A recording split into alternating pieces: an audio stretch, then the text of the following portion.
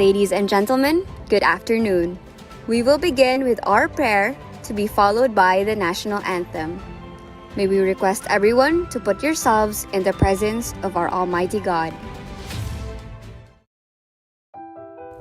Let us put ourselves in the presence of God. God Almighty, thank you for bringing us together to celebrate Cebuano culture and heritage through sharing of our stories. We need this in this time of uncertainty, O God, to remind us of our identity as a people, unique and blessed and proud. This reminder must inspire us that whatever challenges we face, whether unseen, alien, and treacherous, can always be overcome if we are united in working for the present and the future, and for the heritage of our children and community. We pray for our present-day heroes who are fighting against the virus, as well as other threats that besiege us today. For our own people struggling to overcome these threats, and for those who have died, fallen, but never forgotten. Dearest God, heal our land. Amen. Mga kababayan, ang pambansang awit ng Pilipinas. Kayang magiliw, helas ng sinangalan, alam ng puso, sa titik mo'y buhay. Upang hinirang, kuya ka ng magiting, sa manlulupin, di ka pasisingil, sa nagatak tutok sa simoy at sa langit mong pagaw, ay hinatang tulad, awit sa pagkayang minamahal, ang isang ng matawad mo'y tagumpay na nagtitindig, ang bituin at araw niya kailan pa may di magtitindig, lumalang araw ng walhagit pagsinta.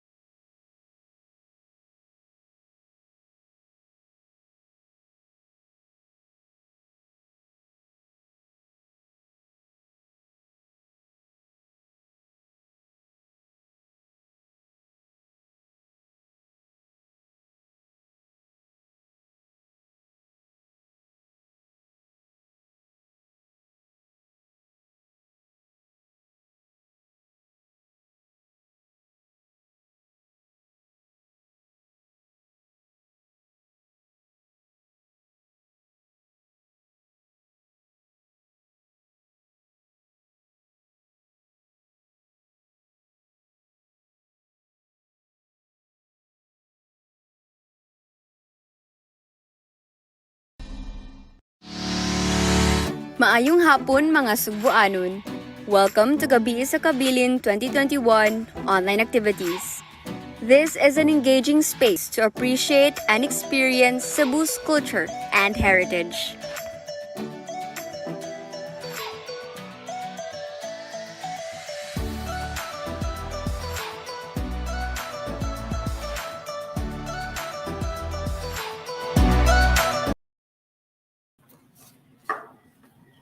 Mayong hapon mga Subuanon ug sa tanang watching our webinar this afternoon. Welcome to the Gabii sa Kabilin online activity for July. We're still continuing with our online activity because the pandemic still rages on. In fact, here in Cebu City, we are already in MECQ. I think also with some of our provinces here in the country. It's because we cannot hold our face-to-face or physical event, and that is why we are continuing with our virtual activities. In fact, last April 16, we held our first ever Gabii sa Kabilin one night only, a special night showcasing videos of local culture and heritage brought to you by our partner museums and sites. For the entire 2021, we followed the theme, The Arrival of Magellan, 500 years of introduction of Christianity, and the victory at Mactan. We continue with this theme for the rest of the year. And our topic this afternoon is on the Spanish influences in Cebuano food. For food, according to National Historical Commission of the Philippines Chairman Rene Escalante, is a consequential aspect of history and culture, but overlooked because of the focus given on events and personages. This afternoon, food will take center stage as it will bring us to realize the role of food in history and culture. And for this, we have invited Cebu's leading food historian, and a lot of people, I think, who are following the Gabii sa Kabilin know her. And let me introduce her. Miss Louella Alix is a food historian and is the author of books on old churches, histories of towns and cities of Cebu, her native province. Her latest book, Hikay, The Culinary Heritage of Cebu, is closest to her heart as it contains her love for food and for Cebu. Miss Loy, as we fondly call her, was a columnist for Cebu Daily News and hosted Tastes of Cebu, a twice-monthly digital cooking show for the same media outfit. She is a home cook and is a staunch advocate of preserving Cebu's cuisine. She is a firm believer in putting to the fore the indigenous ingredients of Cebu. What gives her utmost happiness is her family and the love of her grandsons who miss her cooking in these pandemic times. Ladies and gentlemen, please welcome our speaker for a webinar this afternoon, Ms. Louella Alix. Hi, Ma'am Loy. Hello. Hi, Ang ma'am. hapon sa ating tanan. Ngayong hapon, ma'am. So, we'll give you already the floor, ma'am, for your lecture. I'm sure it's beautiful Simona. I'm wearing Oh, sure, ma'am. Yes, Sige, yes, ma'am. Let's give a focus to mom's beautiful it's a kimona. hand-painted Hablon kimona. Yeah. Wow, Kimona of how ma'am, please. You are thou. I think you are selling this in the museum shop, no? But I'd like to thank them for sending this over for you to wear this afternoon. Can we give the screen, ma'am? Kanang a full screen, ma'am? Can you stand up again and Okay. show off the kimona again? So do we start now? Ma'am, we'd like to see your kimona again. Can you hear me? Yes, I did. Yeah, can you hear me, ma'am? Nako. Yeah. Okay. Can you hear me, ma'am? Okay. Can you hear me now? We can hear you, ma'am, but can you Can hear you hear us? me? Yes, Okay, I yes. have to go near. Okay. Yeah, but can you hear my voice, ma'am? Can you hear me? I don't think, ma'am, can you hear me well, ma'am? Adi, gusto kong kunin yung aking talk. I can't hear you now. Nasa desktop. How can I access the desktop daw? Okay, ma'am, Like we'll just that? ask. How can I Okay. access it? Oh, what mom is Huh? still fixing. Okay, I'm okay. Everyone can see and hear me. You Yes. might just have to wing it because Huh? I don't know how to do it. You're asking me about a device that I don't Well, know. ma'am is still Okay. fixing her audio because it seems that she cannot hear us for the meantime. We'd like to invite you before anything else. There, we have listed down our calendar for the rest of the year. I hope you have seen it.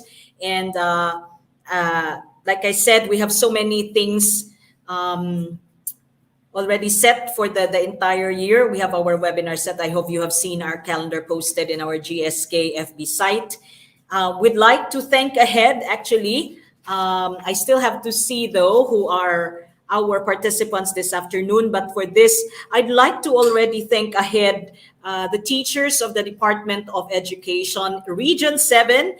Hi to our teachers. How are you? Kumusta mo? Especially karon kay nagbalik na sa taog murag ato ang mga quarantines, no? I hope our teachers are fine, and most especially to our students, our public school students. And we'd like to thank ahead Regional Director Dr. Salustiano Jimenez, Assistant Regional Director Dr. Cristito Eco, Curriculum and Learning Management Division Chief Dr. Maria Jesusa Despojo. Thank you very much for allowing us to invite the Department of Education Region 7 teachers. We would also like to give a special shout out to Dr. Kiriko Sumampong, Coordinator or Education Program Supervisor for Araling Panlipunan in DepEd Region 7, Dr. Jubilin Otero, Coordinator, Education Program Supervisor for MAPE, and Dr. Jupiter Mabolok, Coordinator and Education Program Supervisor for Araling Panlipunan DepEd Bohol Province Division. Dagan kaayong salamat for nagsinisanong gid mo sa amo ang invitation sa imbitasyon namo no nga makamutan-aw mo participate sa ato ang Gabii sa Kabilin webinar this afternoon. Unya is Ma'am Loy okay already? Okay. Hi ma'am, can you hear me? Can you hear me already? I can't hear. Heidi, I can't hear you. Okay. Ma'am, while we're trying to fix your audio, maybe we can already go to your lecture. I can see you. Yeah, may ano man, may ano dito. Signal your input. I cannot hear you.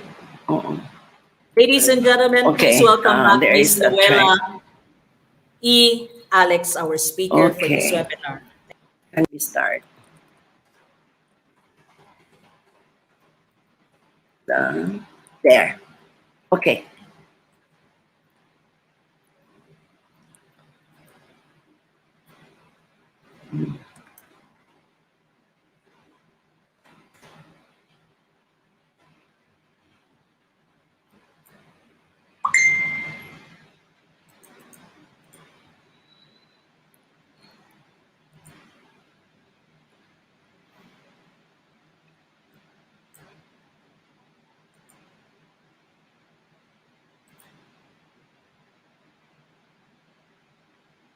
Okay.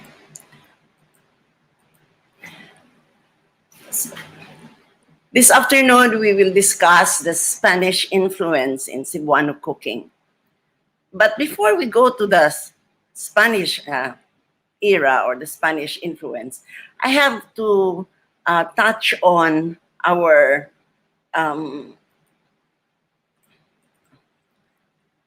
okay, a minute. I can't find the ano. There. So the Spanish influences in Cebuano cuisine. But first, we have to touch on the pre-colonial Cebuano cooking methods. Three basic cooking methods stand out. The first one is kilaw, which is eating meat raw with the addition of vinegar. And then we have sugba, or roasting over live coal, and tinuwa, or cooking with liquid. So kilaw, sugba, o tinuwa. Some wise guy somehow in the 80s or 90s started opening his restaurant and called it Sutukil, short for Suba, Tuwa, Kilaw. He somehow mangled all three, but which came first? I'd say that Kilaw came first because, you know, when our ancestors started cooking, I think at first everybody ate raw or semi-raw food, not knowing what to do better. And then later on, after a millennia maybe, somebody accidentally threw a piece of meat over live coal and it tasted good. So, sugba. Nagsugba siya. Now, the third method, which is tinuwa, is cooking with liquid. But to cook with liquid is something that requires technology. Now, we go back. And these three dishes or methods of cooking were served to Magellan's crew when they landed on our shores 500 years ago. As I started with kilaw, which does not take much effort to do, and then sugba, which now introduced us to the use of fire in cooking. But to cook quinoa is a great leap of technology. You have to have a container for the liquid. They must have used bamboo or animal skin at first. But eventually, fire destroyed the skin and the bamboo. One needed a more stable container. Enter the clay pot or kun or kulon. Now, to knead and to mold clay means that people had time and means and brains to think of producing the item. What do you have there? Civilization. Are you aware of the northern Cebu archaeological diggings in San Remigio, over in the north of Cebu? Some years ago, the University of San Carlos, together with the National Museum of the Philippines, did archaeological diggings in that town. They found jars and clay pots. The bigger jars were used for secondary burials. The clay pots were used for cooking, evidently. Shards of these items were sent to the United States for dating, and the result was astonishing. The clay jars and pots were dated from the Iron Age. When was the Iron Age, by the way? It is approximately 12,000 to 600 BC. The Iron Age is the third principal period for classifying ancient societies and prehistoric stages of progress. That means that there was already a civilization in Cebu during the Iron Age. It takes technology to make clay pots. At that time, the Chinese have not even been to our shores then. The Europeans were still huddled in caves. Most of the countries in Southeast Asia have a spicy cuisine, which Filipinos had not adhered to. Even our kinilaw relies on the strength of the vinegar and only has ginger, tomatoes, spring onions, and kulikot as taste enhancers. The one ingredient we share with our Asian neighbors is coconut milk. Our delicacies are coconut-based. Look at bibingka, putumaya, budbud. These are examples of delicacies made with coconut milk. We Cebuanos cook vegetables in coconut milk as well, as do our Asian neighbors. We add the thick first pressing of coconut to our kinilaw just before serving to give creaminess to the dish. Most of our knowledge of pre-colonial life in Cebu we owe to Antonio Pigafetta, the Italian chronicler of Ferdinand Magellan, who led the expedition to search for the Moluccas or the Spice Islands. Pigafetta wrote down everything he encountered or experienced in the Visayas. In Cebu, he talked about rice cakes, which is our bibingka, and millet, cooked millet wrapped in banana leaves. Isn't that a description of budbud kabog? Sakto kaayo si Pigafetta. And even at that time, we already enjoyed, that means even at that time, we already enjoyed budbud kabog. The ill-fated Magellan expedition did not influence us immediately. It took 42 years for the Spaniards, with the arrival of Miguel Lopez de Legazpi, for them to start influencing our way of life, our food. 300 years of colonization by Spain naturally influenced our culinary life. Aside from the meat dishes, redolent with garlic, tomatoes, and olive oil, Cebuanos learned to cook sweet delicacies which were brought here by the Spanish colonizers. Somehow, we were able to glean little by little from the cooks hired and trained by the Spanish friars who administered the churches in every town. The arrival of Spanish nuns greatly increased the repertoire of desserts on our tables. These nuns taught in escuelas for the niñas or young girls. Later on, the lessons included the making of delicacies from the regions of Spain where the good nuns came from. The construction of the coral stone churches were also a source of newly found recipes by the womenfolk. The Spanish friars built massive churches in Cebu, which were mostly constructed from the 17th to the 19th century. The main materials used were Philippine hardwood and coral stones. Coral stones were the chosen materials to use mainly because they were plentiful and easy to gather in our shores. The coral stones were cut and shaped into squares or rectangular shapes for easier handling. And these were stacked one on top of another until the desired height is achieved. The problem was there was no cement at that time to bind the stones. The ingenious builder priests came up with a binder composed of the sap of the lauat tree, lime, and egg whites.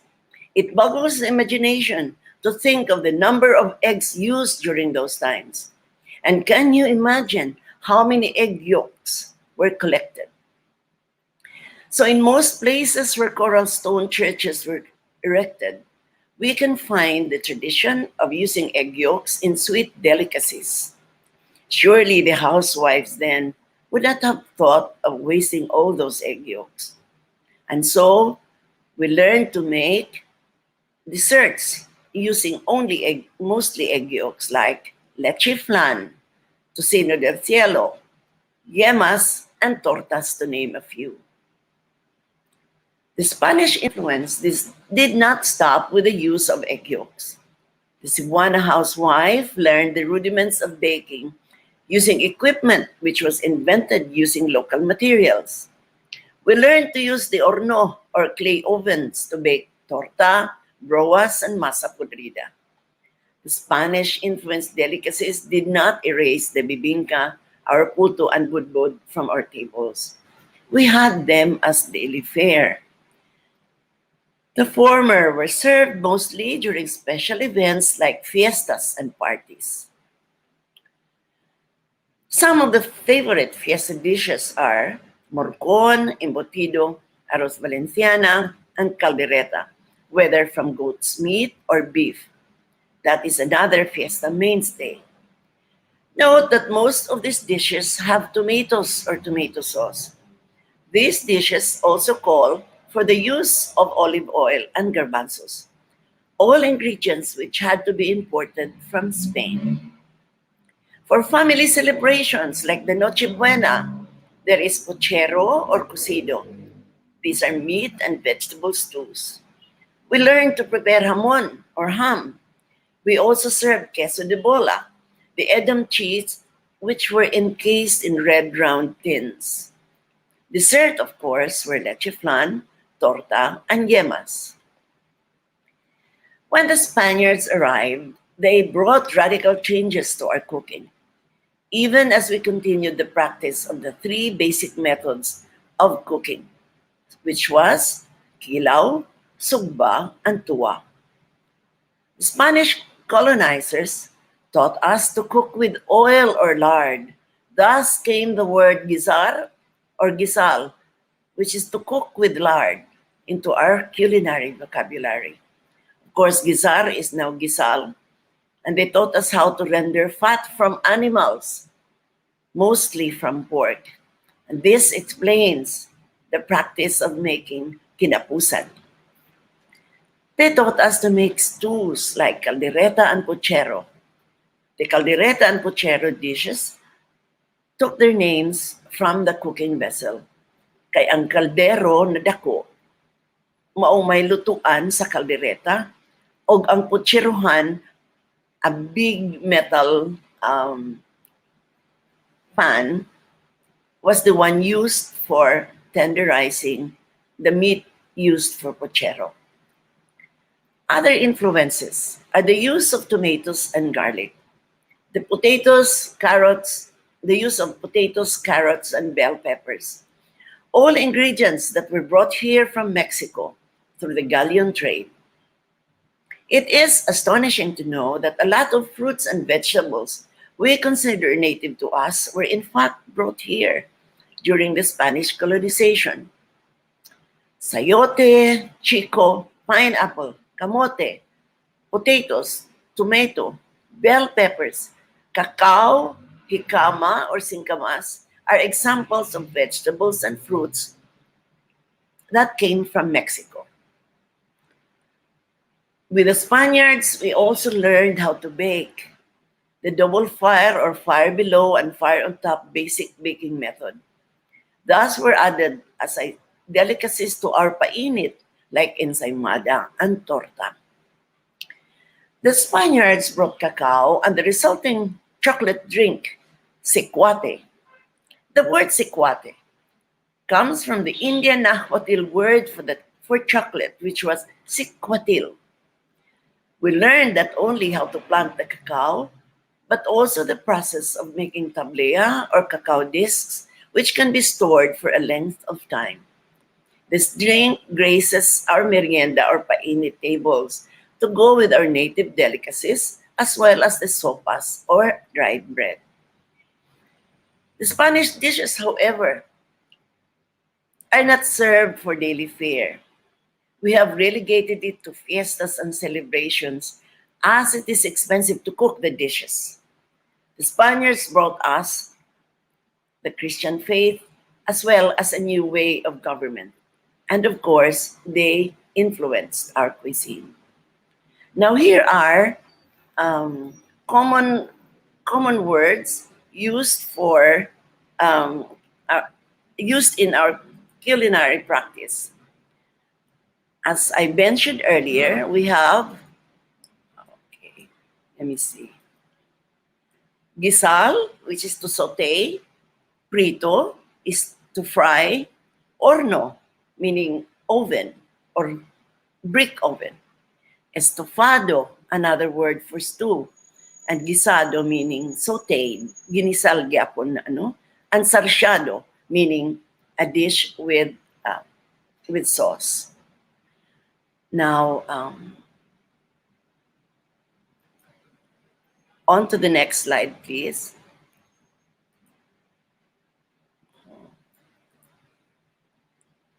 Okay, muchas gracias naman Gaita. Can we go back to the previous slides?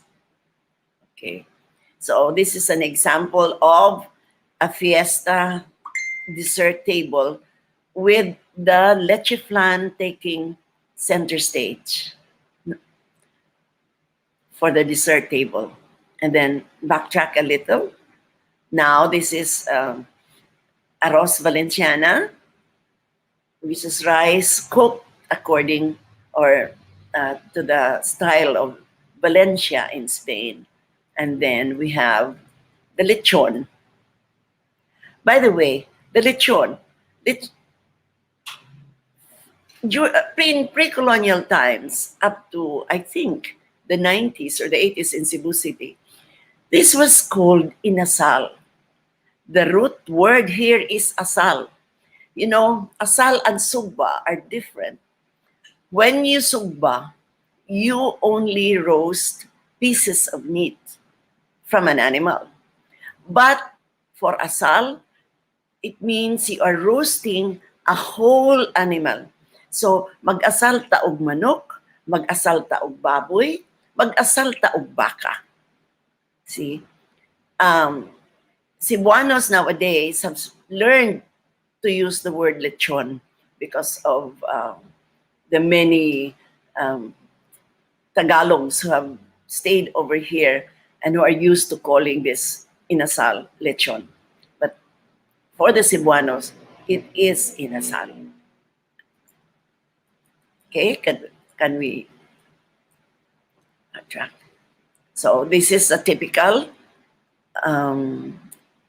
fiesta in a town. Tables are prepared for anybody who would like to come in. People are welcome to go inside the house whenever it is fiesta in the town. Everybody's welcome, I think. But nowadays, we have to be more careful. And then there's a big table for all the food that is prepared for the fiesta goers. So, this is typically karosa that carries the image of the town patron saint. In this case, this is Saint Catherine of Alexandria. And so it means that this karosa is in Karkar. This is for the fiesta of Karkar. Again, can we go back a little, Sabor? Okay, some more. Atras lang ta. Okay, this is the argamasa that I told you about, which consists of lime, the sap of the laua tree, and egg whites.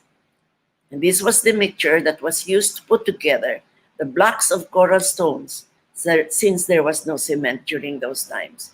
Now, to make the surface smoother, there was another mixture called the palitada, and that used another recipe.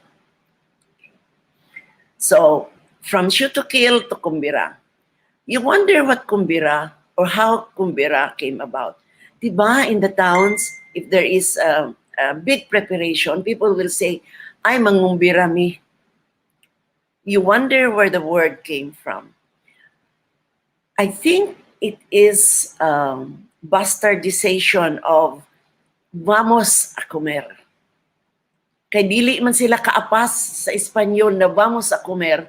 Ang comer mo oy mahinumduman nila. So, the vamos a comer was shortened to kumbira.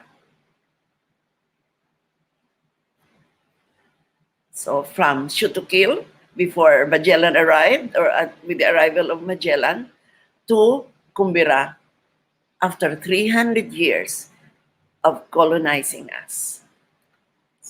So that ends my short talk on the Spanish influences in our cuisine, in Cebuano cuisine. Heidi, if we have questions.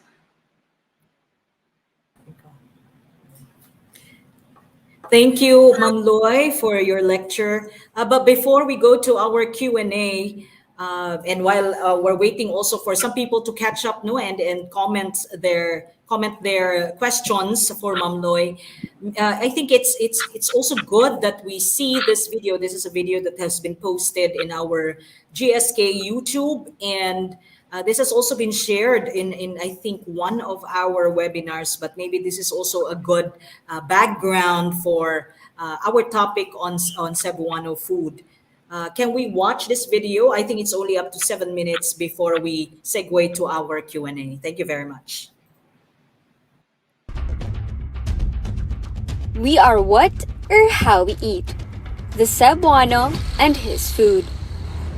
From the ingredients we choose, the way we cook or prepare our food, the taste, and the way we eat them speaks so much about who we are as Cebuanos.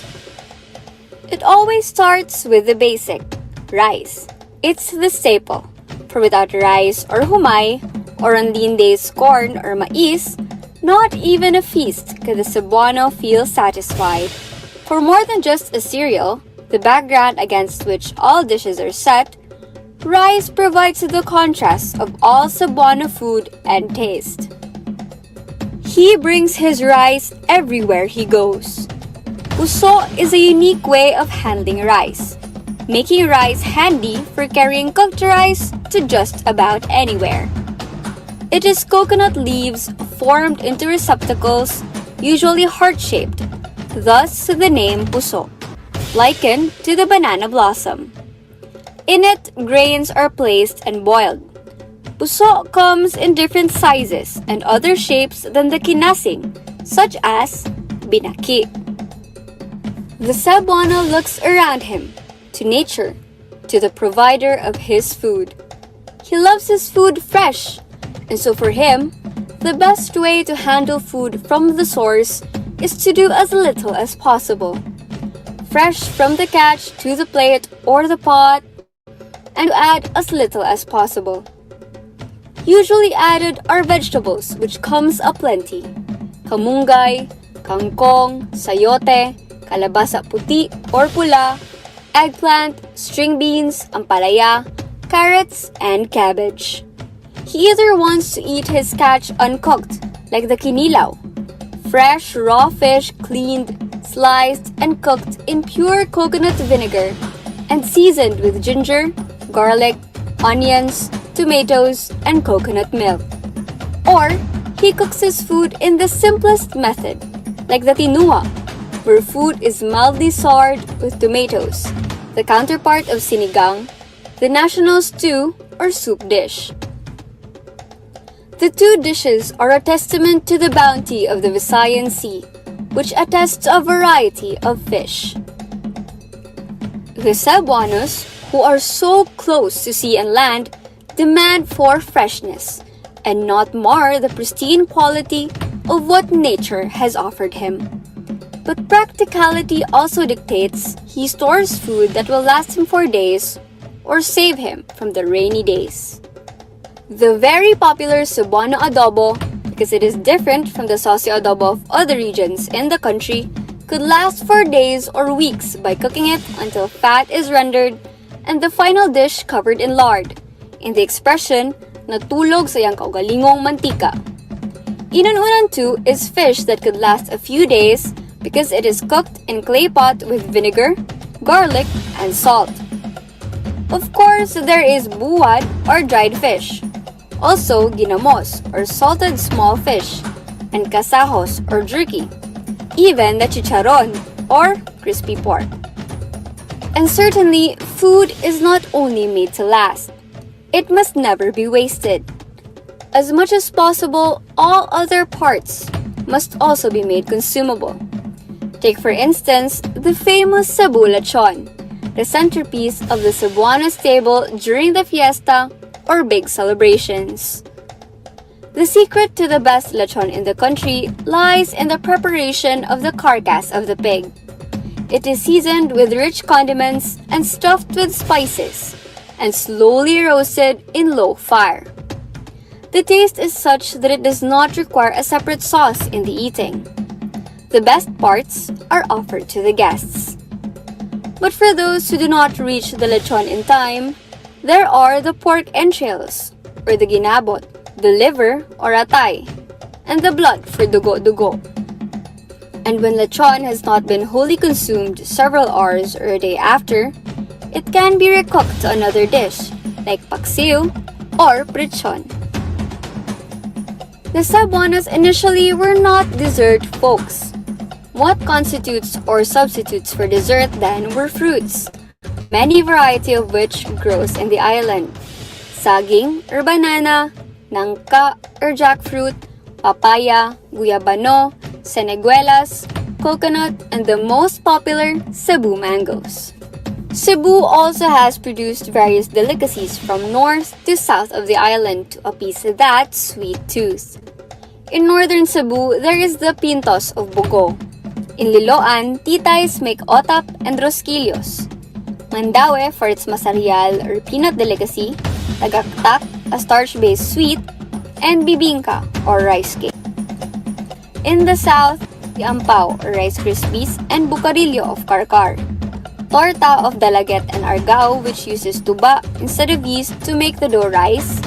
And in Hinatilan, palagsing, similar to the suman and budbod wrapped in buli or buri palm.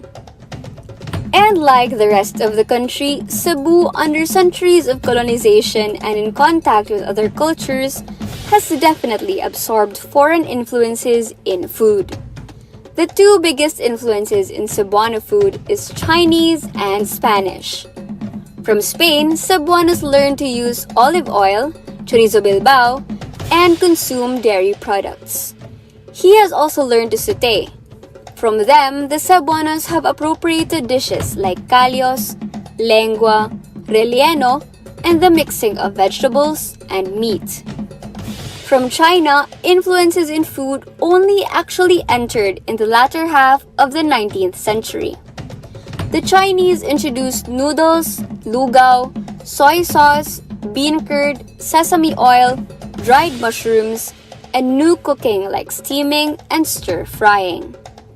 The Cebuano, however, does not merely copy. Instead, he adapts. He adjusts them according to what suits him. So what is created is a hybrid type, reminiscent of its foreign influence, but definitely Cebuano. Cebuano food may seem simple yet complicated, and the Cebuanos who prepare and cook them practical, even ingenious, and improvises to make use of what he has at hand and what he has been exposed to, but undoubtedly discerning in his taste and different in his ways.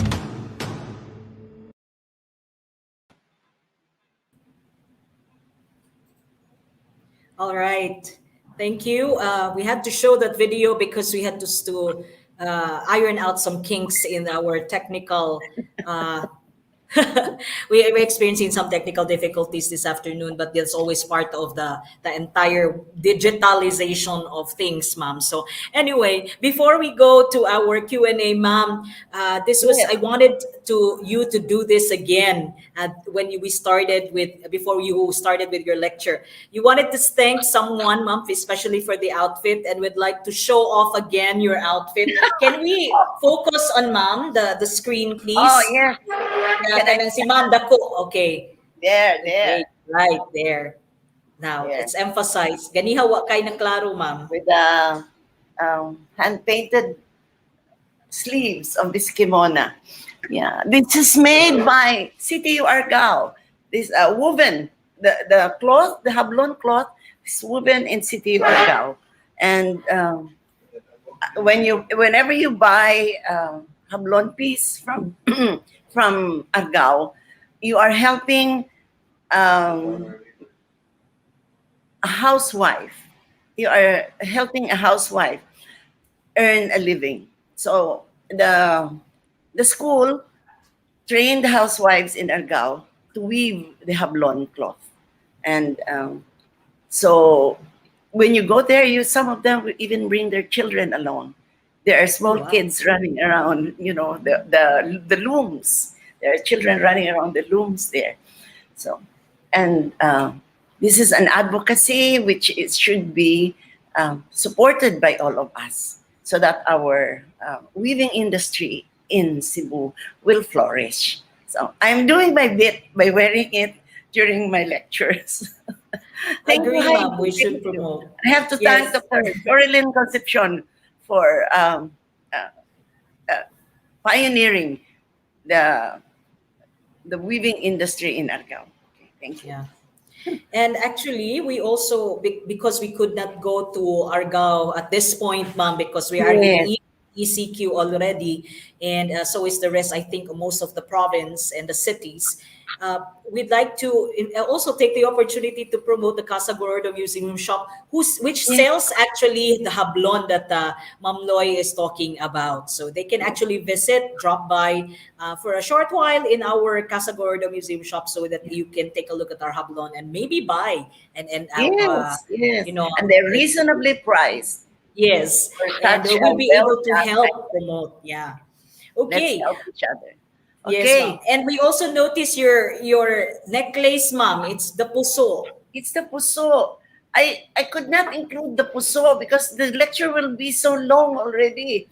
I don't think people have the patience to listen to an hour long lecture because you know the puso, Heidi. I'd like to mention this, Heidi. Yes, please, The ma'am. puso um, was originally woven as a gift to the spirits. Farmers up in the highlands, in the mountains, before they even um, clean the clean the land for planting, they will offer what they call a hikay, which is a small or big, whatever they can afford, um, kumbira, banquet, no? Where there's a pig and there are rice cakes, there are bibingka and budbud, and several designs of puso. The most Yes. popular is this one, the kinasing. Kinasing. Yeah. Looks like the heart of the banana plant. But they have bananao, which is supposed to be to look like an orchid. They have the binaki. Of course, it looks like a spread eagle frog, and the tinigib, which it looks like the tigib, the chisel, the tool, no. And then there is the binulsa, which has a little um, uh, space on the side, the binulsa. And then this one is the kinasing. So they would put several designs of the puso around the table together with all the other food. But I think later on, after after so many years, maybe the farmers saw that it is convenient. It is a convenient thing to bring with them when they go out to the farms, to the fields, to till the whole day. Mabawon man di ay, think, mabawon man di ay. And so that started it. And then later on, it came down to the lowlands and nahimo ng best partner for the inasal and the Yeah. sinupa and for bringing to picnics. So it was a happy accident, ma'am, no? So it started Yes, as a ritual, part of yes. the ritual, and then eventually Oo. but was found to be more convenient actually if we bring Yes. instead of bringing the kanang unsay nga Caldero. kaldero. So Yung puso na lang. kaldero at the phone. Yeah. Ma'am, okay, we have Yes. actually prepared. Well, there are questions that were given, but before that, I saw in the slides that you shared, and I think we skipped this a bit, but maybe if it's okay, we can backtrack a bit. You mentioned in your slides, in a part of your slides, that I know there are three methods for cooking.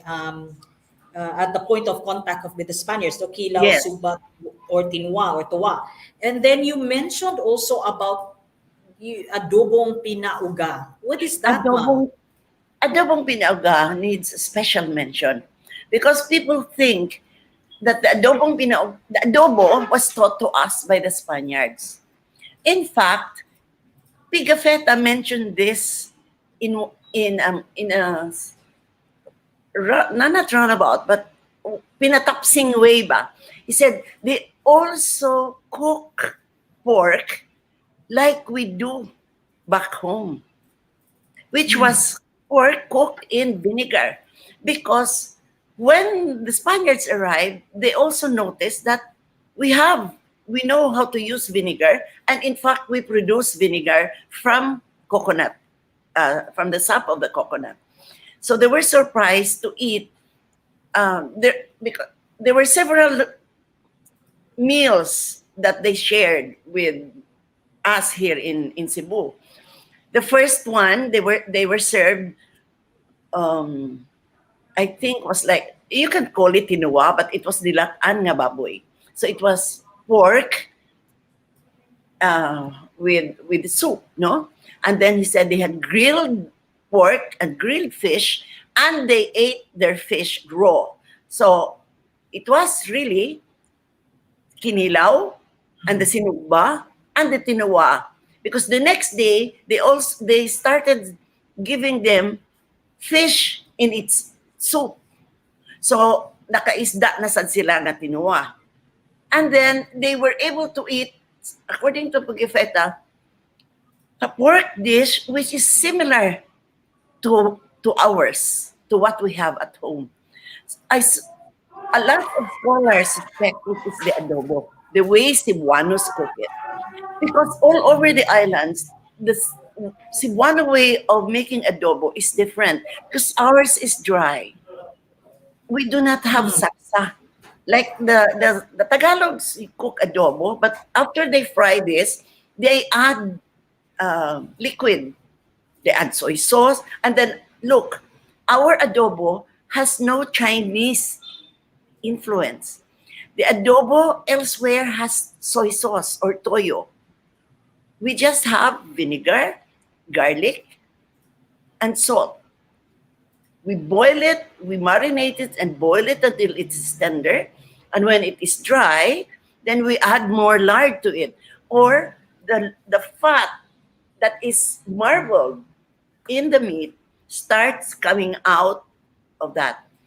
That way of, and then when we add the lard, then we lower the temperature, we lower the fire. So it is slow cooked in lard. It is very similar to the French way of making confit. The French have a method of cooking which they call confit.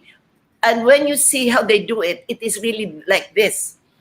You fry something in slow fire for a length of time so that it will not scorch. And why do we do that?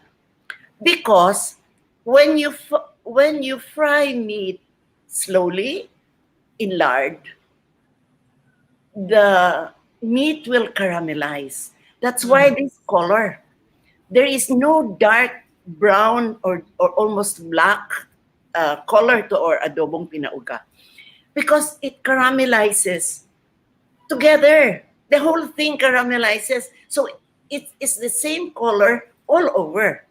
It's a nice golden brown color if you watch how you fry it. If you do not just use, because if you use a big fire, naagay masunog, no? Yeah. But if you fry it in slow fire, Slowly, yeah. you are giving the meat a chance to caramelize. And caramelization brings out this color and the crispiness of the skin or the fat parts becomes good. See? Yeah. Well, there's a Yeah, This one. and the flavors come out because Yeah. it is cooked slowly. It's just like our inasal.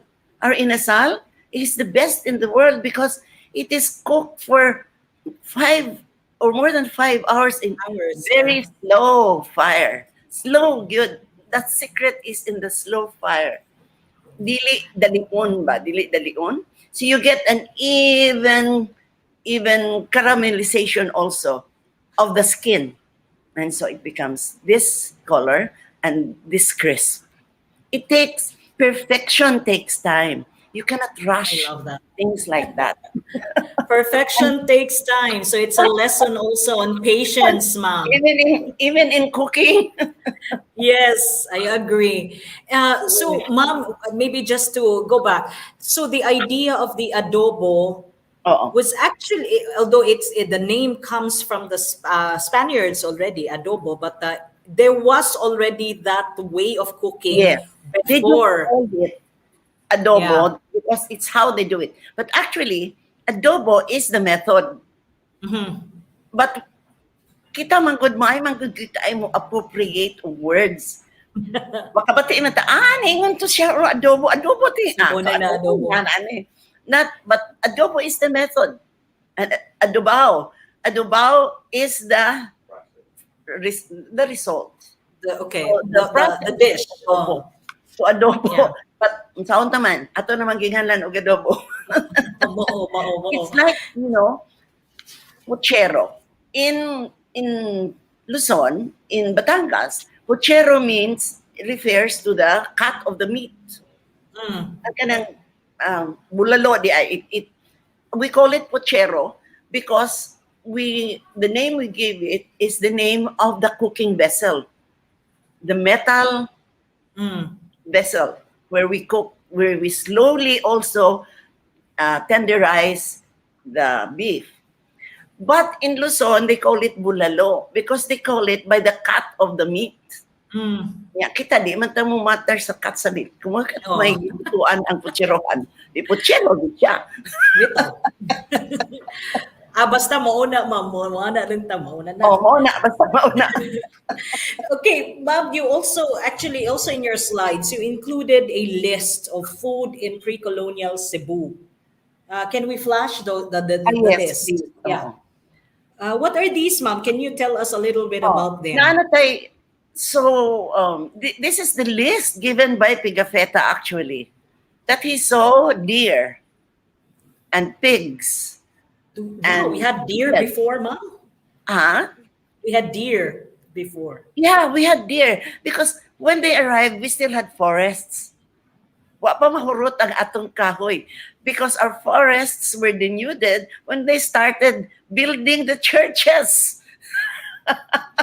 Yeah. So that Yeah. means, ma'am, would cause the extinct of deers. Actually, we had deers here in Cebu. Yeah, and then they didn't have any place to live in because the trees have been cut. See, and remember, my gani it was stopped, but the first galleon boat was made here in Cebu.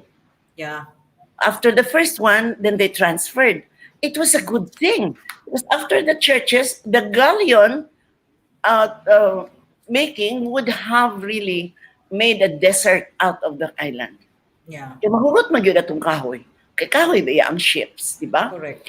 So there, we still had So- deer. Kay doon na Yeah. pamantay, lasang. And then we domesticated the pigs. We were able to domesticate the pigs early on. We had a thriving business with Chinese businessmen. They would come here with silks and other stuff, and what do? They exchange it with our pigs. Pigs. Wow. Yeah. We domesticated it very well. So magbuhi na gyud doon na nagyutay babuyan ni adto pa.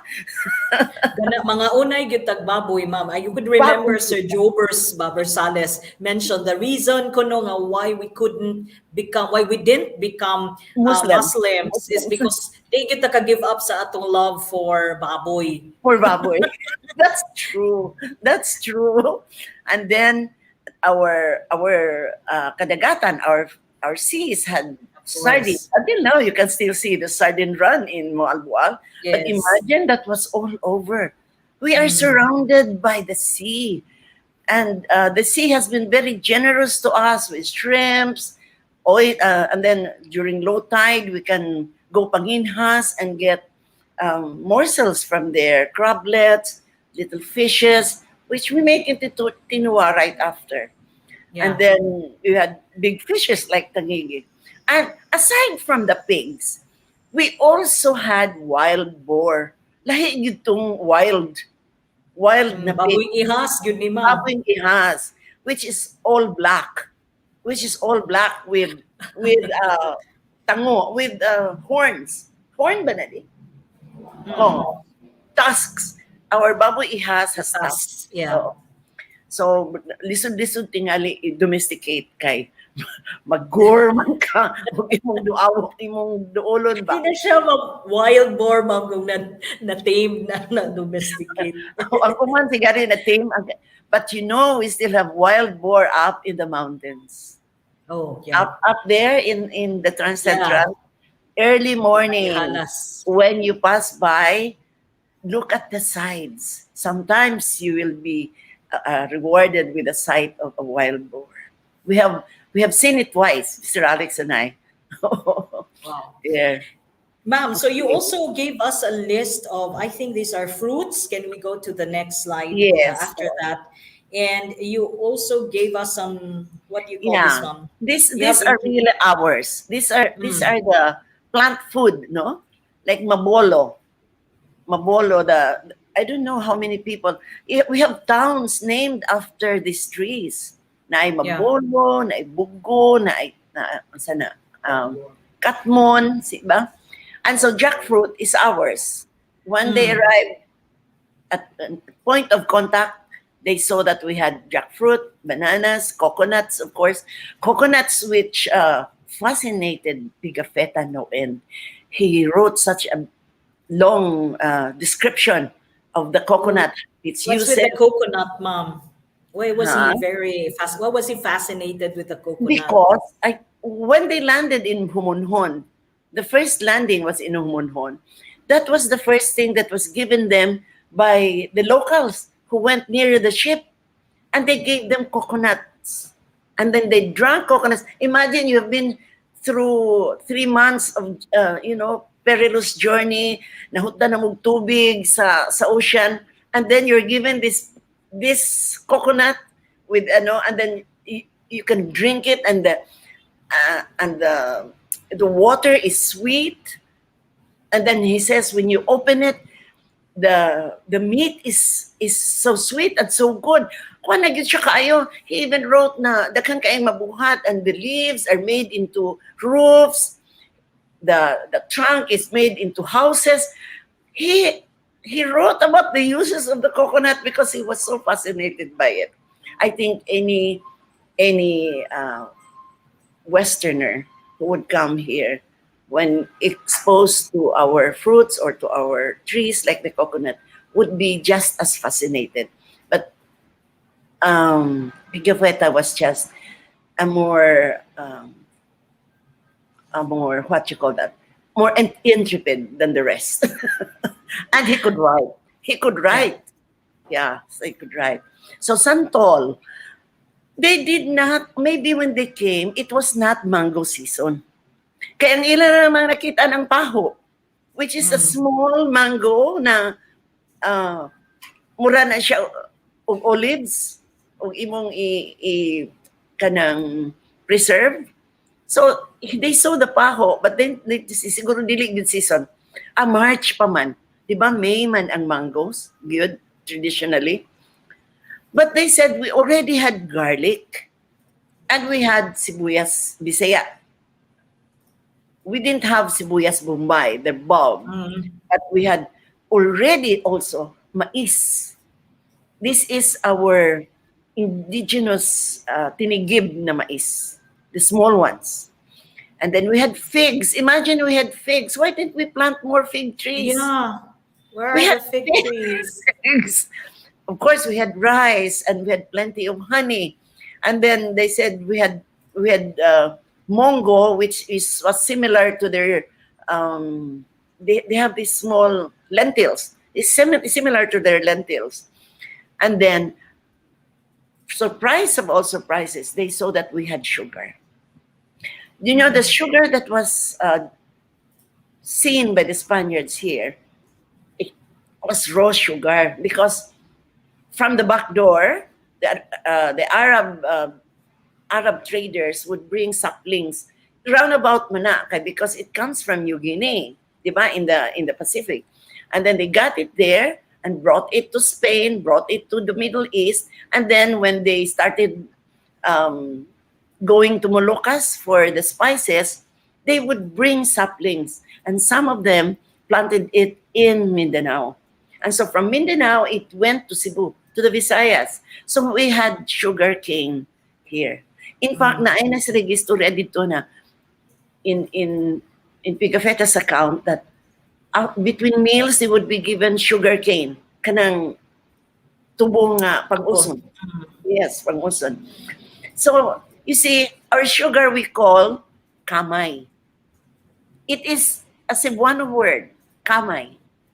Because in Manila, their word for sugar is asukal. which comes from asukar already, from the Spanish asukar. Kita, kamay ang atong first word for sugar. Wabay mayong asukar diri, mayong kamay gyud. Papalit, nakapalit na kag kamay, gana ni kamay imong kape. See, we had our own word for sugar. Sugar. And Yeah. so from there we had the intusan, because the juice of the sugar cane was called intus. They made that into sugar, the raw sugar, but they also made that into wine. So wine was also called intus before. Yang intusan, muna ito sruba nato ni Edto na magbuhat tag konsilba. Of course, we had millet. And we had oranges and lemons and gourds and tamarind. So, daghan kaayo silang nakit-an diri. And I'm so glad that Pigafetta wrote everything down. In the next list, Mom, we have those that were introduced to us by the Spaniards. Mo ni sila, Yes. Ma'am, no? Okay. Gamay raman kayo. Actually, gamay ra ang from Spain. Grape, almonds, which were, grape, of course, were later on adapted here. But almonds, it's really important. The olive oil, garbanzos, and of course, cattle, the beef. Do you know that Cebuanos, most Cebuanos, do not like the taste of beef? It is something that they have to get used to until now, after more than 400 years na.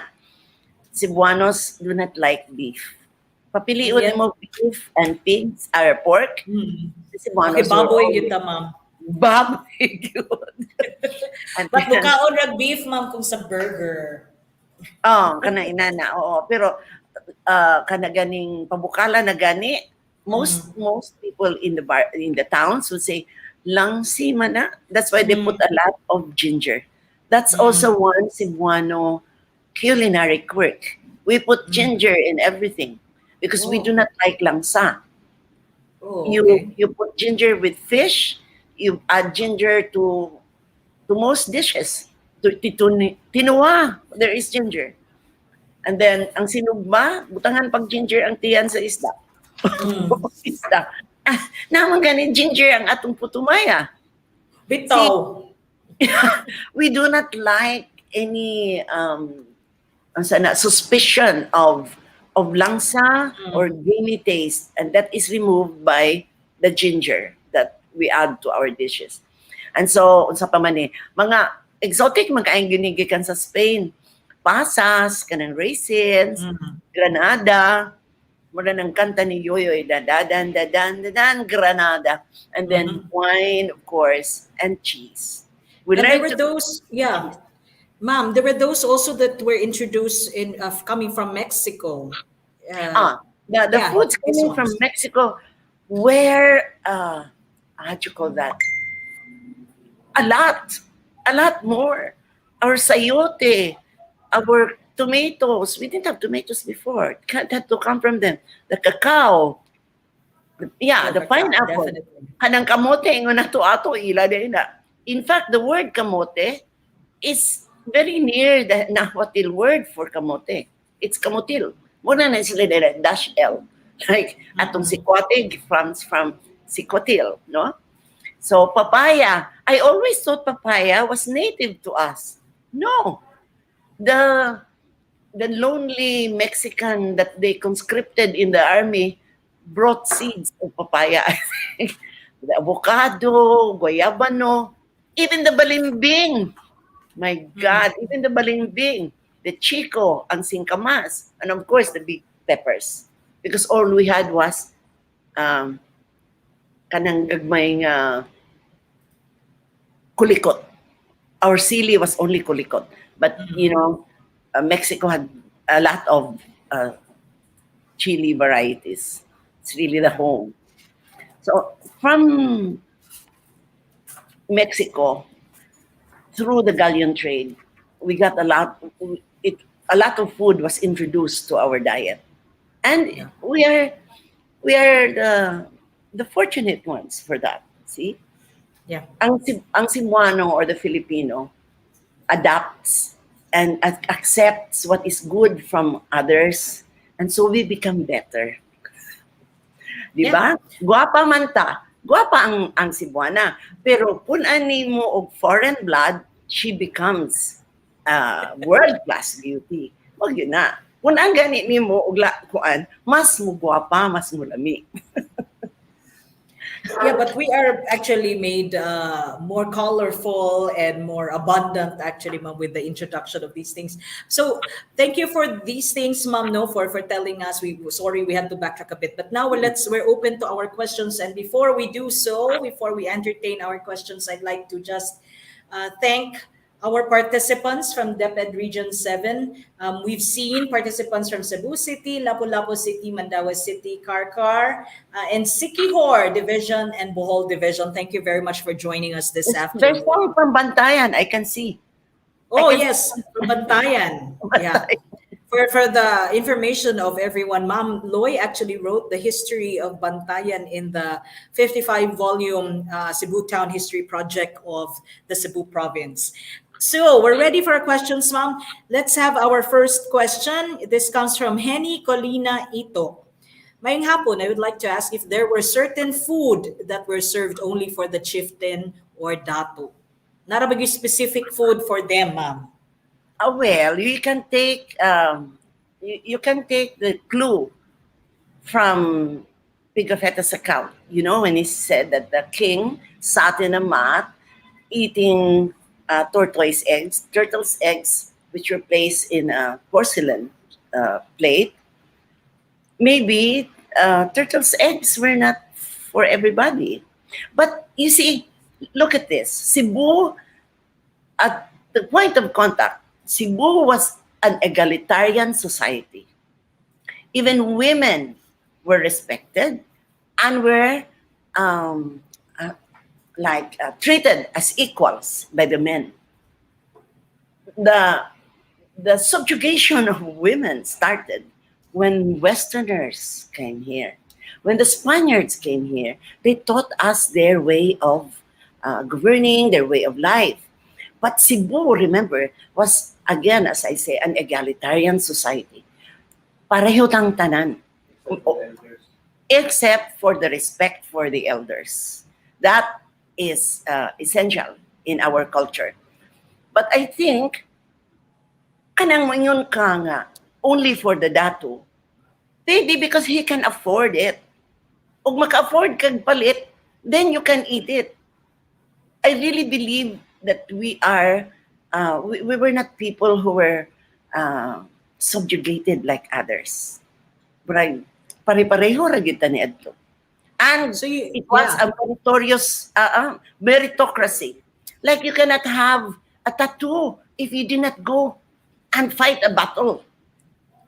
Ang kanang tattoo, badge man na of honor. So anybody who can go with the king to fight out there when he comes home is entitled to have a tattoo. So may meritocracy. See, we are, I think, that kind of people even until now. That's why we always go. You're saying, Ma'am Loy, that we probably ate the same food as with the dato, as long as, of course, the person eating it could afford. Yeah. Yes. Okay. Maybe you were the one who found it in the nest. Then you can eat it. But maybe some would give to the dato. See, that's just me, huh? But other historians can correct me.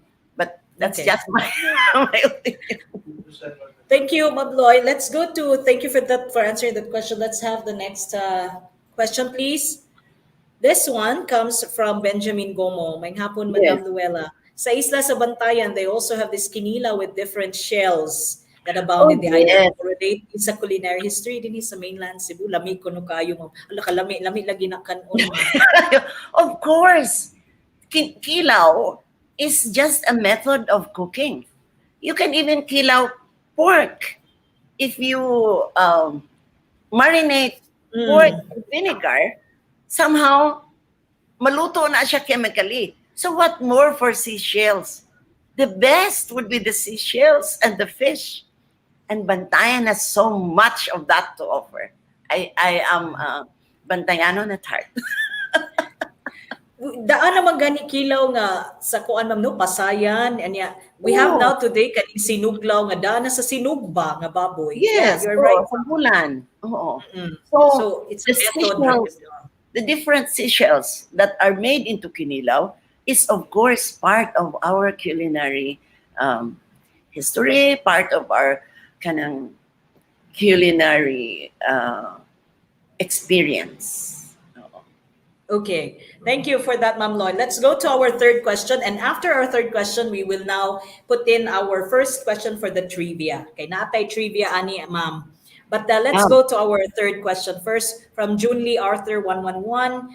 How important was the use of vinegar in the crossover Cebuano Spanish cuisine? Vinegar is an important ingredient in any culinary what um, dish, no, in any dish, or in in most countries where they have a culinary kind of history, vinegar is foremost because one, the vinegar is a preservative. It gives flavor, and so aside from being a preservative and from giving flavor, it also gives a little kick to your dish, no? Kinay gamay aslom, inana.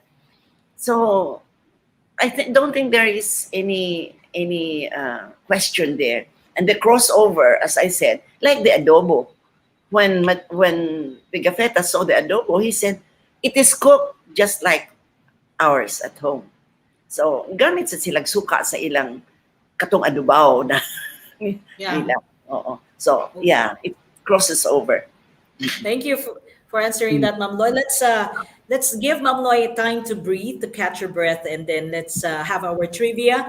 Fast fingers, the first one to type in the right answer to our trivia question wins something from the Gabii sa Kabilin, and our team will just get hold of the winner. So let's have our first trivia question. Here's our first trivia question. Fast fingers, what are the three distinct Cebuano cooking methods before the Spaniards' arrival? Okay, please type in your questions. Hopefully we get a winner in a little while. But we continue with our next question. We still have questions for Ma'am Loy. The next question, please.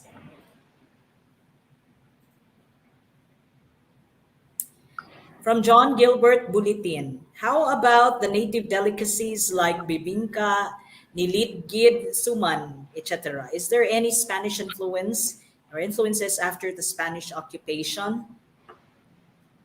I don't think there is. They left that very much by itself because the main ingredient of all of these delicacies that you mentioned is coconut milk. Hmm. There is no coconut in Spain. I mean, they can buy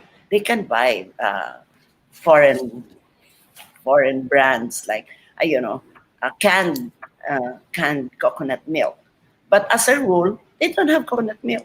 Kitara. So I don't think they could do anything about it. Yeah. Our delicacies have been left alone by most of our colonizers. That's why. Which actually makes them unique, ma'am. Huh? Yeah. Which makes Yeah. them unique. Uniquely our own. Our own. That's our own. Budbud is budbud. Ang bibingka ato gid. Ang Ito. puto ato gid na. Age-old recipes and traditions. And I'm glad we were able to keep that. All right. So let's go to our next question. We still have other questions, ma'am, and I hope you're okay with them. Here's from Wapanina Balik. Here's another question. What a Oh, good this is the one. new one. New one from, but the same person, Henry. Same person. Cebuanos are greatly influenced by the Spaniards in many aspects like cuisine. Did the Spaniards also learn and practice Cebuano cuisine when they came? Did they also try to learn the way we do things in the kitchen, ma'am, or how the way we koan? I'm guessing, but I guess they learned how to sugba properly because we do our sinugba very well. But But otherwise, they very much kept to themselves. Remember when they were here in Cebu until they left? There were only how many of them? There were a few hundreds of them. And they lived in a specific place together. They did not mix. They did not mix with the locals. Yeah. Probably later on, ma'am, no? Kanang when they Later already na. Ano na? established. In modern times na. But before, they kept by themselves. So when they left, 200 something of them left, di ba? After the revolution, nawa lang kalit ng kachila. Only a very few stayed. Yeah. Yeah. Oo. All right. Let's do we still have a question? Sige, let's go to the next and then we'll have a second trivia question. From Mara Abaloni or Abalon, is there any fermented Cebuano food, same as Korean kimchi, that was staple during the early Cebuano for the early Cebuanos? There is Fermented. none to my knowledge. Maybe there are some, but the fermentation that we did was with salt. So we did ginamos. We salted seafood, the small ones. That is the fermentation that we did. We didn't do it with vegetables. Kay wa may kabit pa din hiniad sa ato ni adto. Look at our vegetables here. Tangkong, alugbati, kamunggay, di ba? These were not the kinds that you would ferment. But we did ferment things. We fermented with salt the seafood. Mga gagmayng shrimps, mga gagmayng isda, like that. So that constitutes our fermentation, what we fermented as well. Okay, thank you for that question. Let's go to before we go to our second trivia question, we already have a winner for our first trivia question, and that's Julie Arthur. Pas kaayo, nakatype sa tubag. No? Ang tubag nga, Kilaw Suba Tuwa, or Sutukil mo sa dinhi sa Cebu in short. Okay, second trivia question, please. Fast fingers. Here's our second question. Give 3 pre-colonial food in Cebu before the onset of the Spanish colonization. What food already is endemic or existed here in Cebu? Okay? So, ubay na sila ma-answer diha. Tulo. Pero daghan kaayo to, so tulo ra gyud gipangayo. Okay, let's have do we still have a question? Okay. Next question. Ma'am Loy, okay pa ka? This is yes, of course. from Vanet Colmenares. There are food restrictions mentioned in the Bible. The Muslims had halal and the Jews had kosher, such that both don't eat pork, which was considered unclean. Was there any religious ritual or certain food that our early ancestors used in relation to offerings or related to the religion, related to religion? Yes. Because, hi, Vanet. Yeah. But Vanet, Pigafetta wrote about it. He wrote about a ceremony where 3 babaylans, 3 old ladies came in, bringing offerings of rice cakes, budbud kabog, and mga bibingka or puto, and then they proceeded to chant and walk around a pig, which they used for a ceremonial slaughter.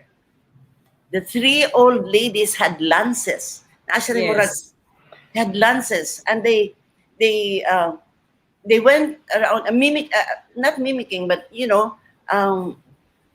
trying to jab it, but not really jabbing the pig. Until later, one of the old ladies really jabbed him straight into the heart, the pig. So that was a ceremonial use of the pig.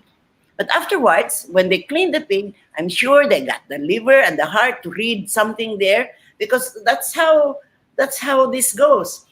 Usually, even in the mountain province nowadays, they still do that. They're divining, they get the heart of the, and then they can tell the future. They can tell what's coming to the community and all that. And then afterwards, they'll clean the pig and eat it. People ate the pig. See? In fact, for a while there, Pigafetta thought that we only eat the pigs if it is killed that way. He didn't see that it was a ceremony, that the pig was there as a sacrificial animal. You see? Para rato sa seremonya. But of course, we do not kill pigs that way all the time. Yeah. I'm sure ihaw gito. Kamo sa ihaw properly, dili lang ato dunggab-dunggabon, kaluoy sad sa bago. Thank you for the question, Jeanette. I know her. Okay. Thank you. Okay, let's go to the next question. Do we still have another? All right. Dexter Clomas is asking, Ma'am, di ba ang unang kalakalan sa mga Pilipino ay mga Arabs at Chinese? Meron ba rin silang naiambag sa Cebuano or Bisaya dishes? The Arabs and the Chinese, did they also influence our food, Ma'am? Mostly the Chinese. Number one, because they came here earlier and then they stayed longer or longest. They're still with us. So, and since they intermarried with us, they were able to serve Chinese food in everyday settings for the family. So, Chinese food, like, Spanish food is served during celebrations. Number one, mahal kaayo ang ingredients. Number two, murag social ra kaayo tingali ba para sa Cebuano. But we took to Chinese food because it was served in ordinary meals. That's why ato na gani nang giangkon ang humba. Moingon man kita na ang humba Cebuano, di biya gyud. Itudlo biya gyud na sa Chinese. And then what else? Pansit. Pansit is so ubiquitous in Cebu. You go to any karinderya, there's pansit. That's Chinese. And then kanang mga ginisal nga stir fry. The stir fry, maay magkaitaan na kanang ginisal nga utanon with a little meat. That's Chinese. Kay gigisal na, wa man dili kay giprito, gigisal, stir fry ba? Stir fry. The method of cooking we took to the Chinese way. Like may affinity man ta for their way of cooking because Chinese is also Asian. And so makasabot ta. And then they introduced a lot of things to us. The tofu, they introduced soy sauce. Pero yung soy sauce. Maglagot lang yun ang mga Tagalog diri sa ato kay when they ask for patis, they're given soy sauce. Kay wa man ta kaila kaayo og patis. Yeah. We know toyo soy sauce more than patis. Ha? Toyo na sa ato, di ba? Toyo na sa kuan. Mas toyo ta kaysa patis. Sa Cebu, it's really patis. Soy sauce is called patis by ordinary people. Very few discriminate between patis and soy sauce. If you ask for patis anywhere, you'll be given soy sauce. Because patis is Tagalog. It's a Tagalog condiment. Mas mukhang pataog ginamos nga kuan kaysa patis for flavoring and for salting. Yeah. So the Chinese taught us a lot of things. The Arabs, for my research, I only learned about their introduction of sugar cane. So sila mo'y nagdala og kamay. They brought sweetness to the Cebuanos. Kay sila may nagdag sugar cane. Wow. Okay, that's interesting, Ma'am. I learned that. So it's the Arabs that brought the sweetness to Cebu. They brought sweetness to us without what will happen to our kuan, to all our delicacies, ugoy kamay. Muna, Ma'am, sa mga Arabs, Ma'am, nga diabetics daghan diri Cebu. Ama. Kay tungod sa kuan. Yeah, sugar. we can always have somebody to blame. Yeah, we have two more questions. So let's just finish the questions and then we will have our third trivia, the last trivia. But we already have a winner for a second trivia question. Paspasan. Wow. Jessie J. Arindain Congratulations, you're the second winner.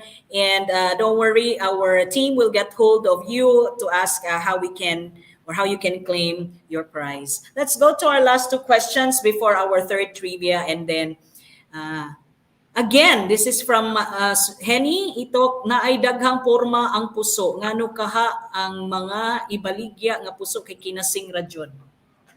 I think number one, it's the fastest to make. Kaya wang Yeah, siliko-liko tayo ba? Oo. Number two, like the mananaw is big. The mananaw is a big puso because the shape alone dictates the size eh. So, maalkansi sila. Dakan ra kaing rice ibutang ba? And then the binursa is too small. So moingon sa nang tao, ay, alkansi sad ang mupalit. Maybe through the years kanang they decided that this one plus the puso the puso sa ang kuan ba ang puso sa saging best describes also describes the heart ba. It's a very positive kuan. It's a very positive thought, no? That you're eating something that is shaped like the heart. So the Cebuanos have heart. So gusto sa sila og kinasing puso. Ganahan sila. Anak. Anak na lang, ma'am. Okay. I think that's a very practical answer, ma'am. Let's have our last questions because time check, it's already 4:30. From Iliel Tan, why is the pochero in Cebu called bulalo? I think you mentioned this already, ma'am, but maybe we can answer this quickly. In other places in the Philippines, are pochero and bulalo the same? Okay. There, number one, the differences. The bulalo is a cut of meat. It's the bone, the biggest bone there of the cow. Kay baka man na sila, no? So they named the dish after the name of the cut of the meat. Ang bulalo is the big bone with the little meat around it and with the big uyok inside, di ba? That's the bulalo. Diri sa ato, we named it, association. It's by association, I think.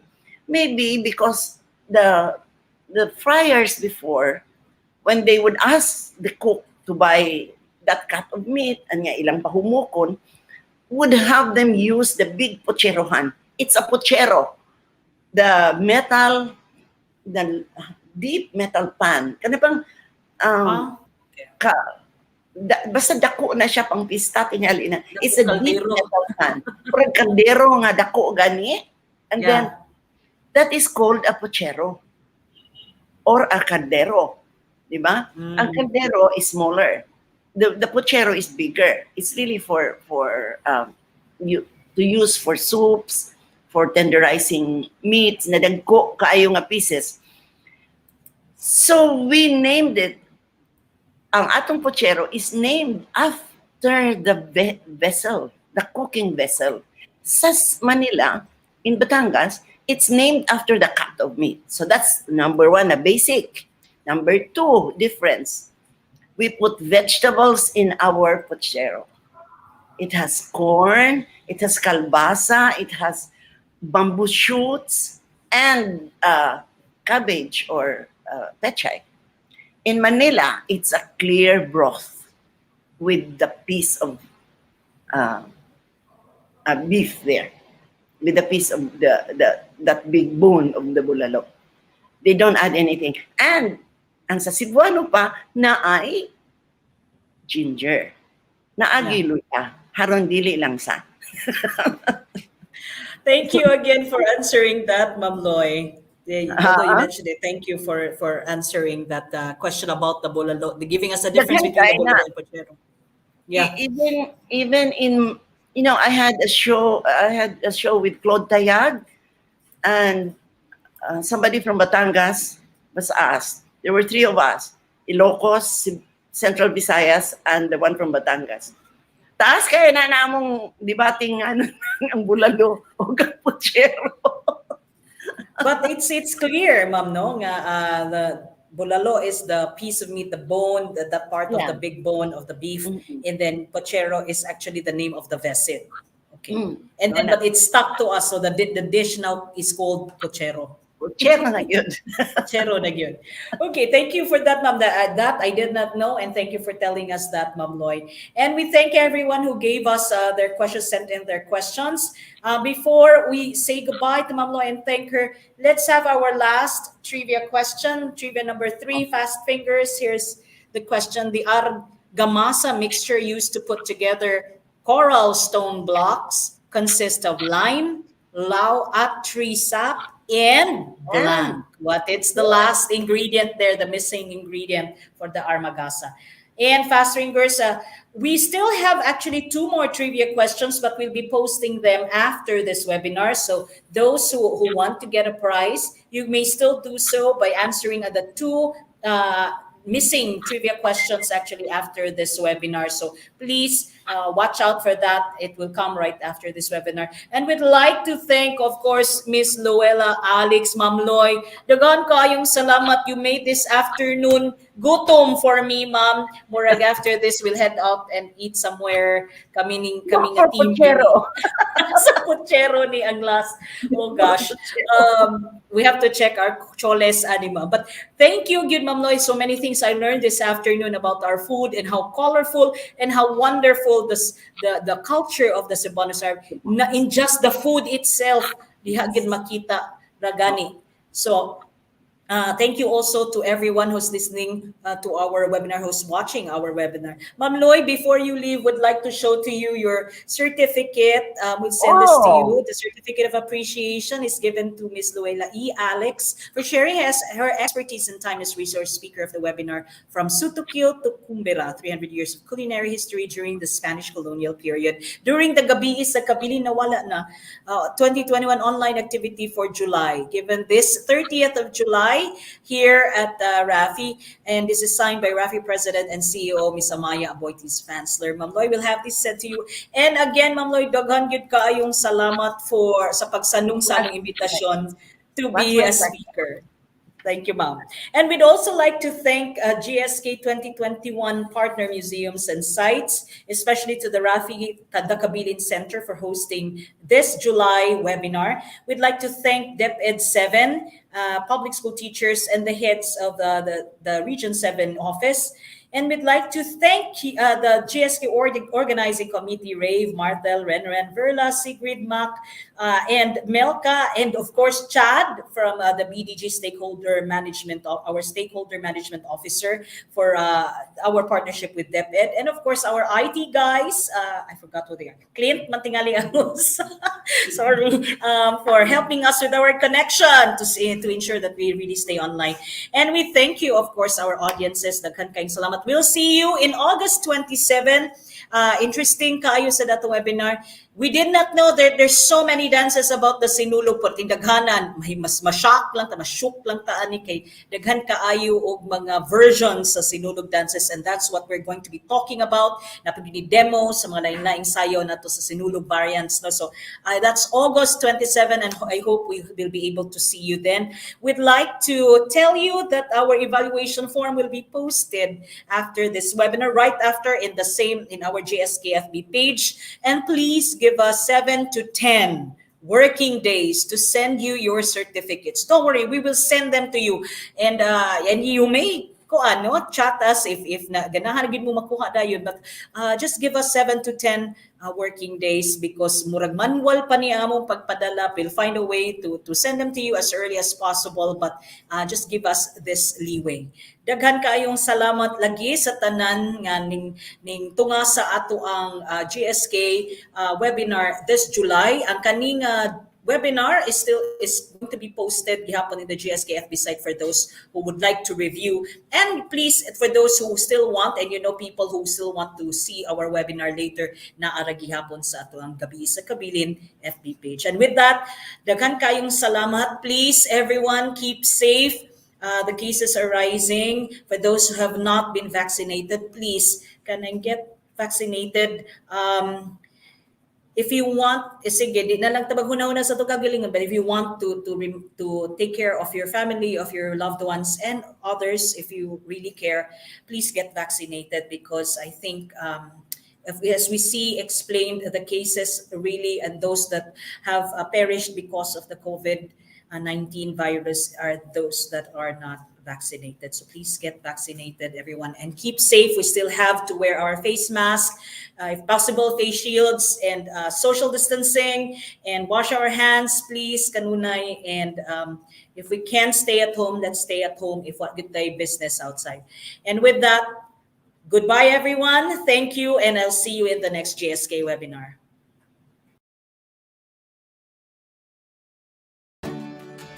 Thank you so much for sharing your valuable time and for participating in our webinar today. We hope to see you again next month for another Gabii sa Kabilin online activity to appreciate and experience Cebu's culture and heritage.